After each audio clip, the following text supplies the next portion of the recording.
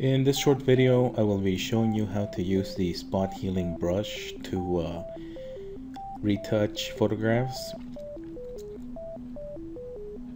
You'll be using the brush to hide away. You'll be using the brush to get rid of wrinkles, birthmarks, spots on the skin. We will also be using an adjacent tool to correct red eye and photographs. So let's get started. The spot healing brush is this icon that looks like a band-aid. Shortcut is J. It's right below the eyedropper. I'm going to stick with my default settings.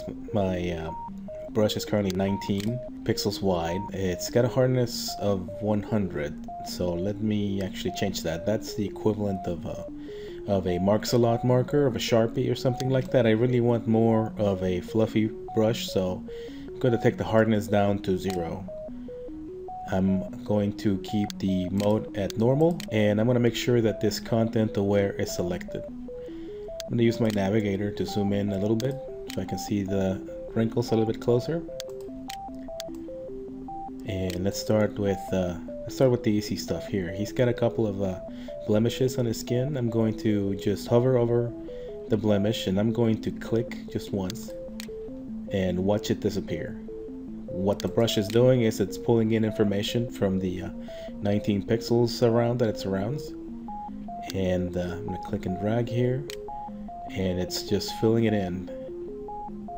I'm going to click and drag across a wrinkle. There's a big one here. Click and drag. Just try to stay as close as possible. The tool takes care of the rest. Coming down here, there's a couple more blemishes, and I don't want to overdo the clicking. I just want to make sure that the more notable blemishes are taken care of. I'm going to do something about that. Maybe this wrinkle coming down, I'm gonna leave that alone. I mean, I don't want to make him completely irrecognizable, because I could actually take his cheek fold here and treat it as a wrinkle and take it away too. Photoshop does a pretty good job of taking wrinkles away. It's better than Botox.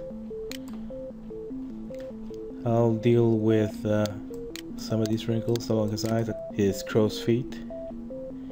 Maybe a little bit on this side. I think this may be a hair or something. Photoshop can also help us with that. I'm going to zoom out a little bit to see what we've done, and I think that, you know, like I said, you don't want to overdo it, but it's a good start. I'm going to zoom back in again and take care of his eyes. I'm going to click and hold the spot healing brush tool, and I'm going to select the red eye tool at the very bottom. This tool will allow us to draw a square marquee, and basically what you want to do is imagine that you can see the whole iris and that you are able to draw a square around it, and do that. Well, I still have a lot of red left, and that's because I did not make the appropriate changes to the settings. I'm going to undo, and I'm going to stick with the pupil size at 50%, but I'm going to up the darken amount to 100%. Let me try that square again, and well, it did a little bit better. And I'm going to try this over here. I'm going to try to zoom in a little bit closer to that red, and that helped a bit.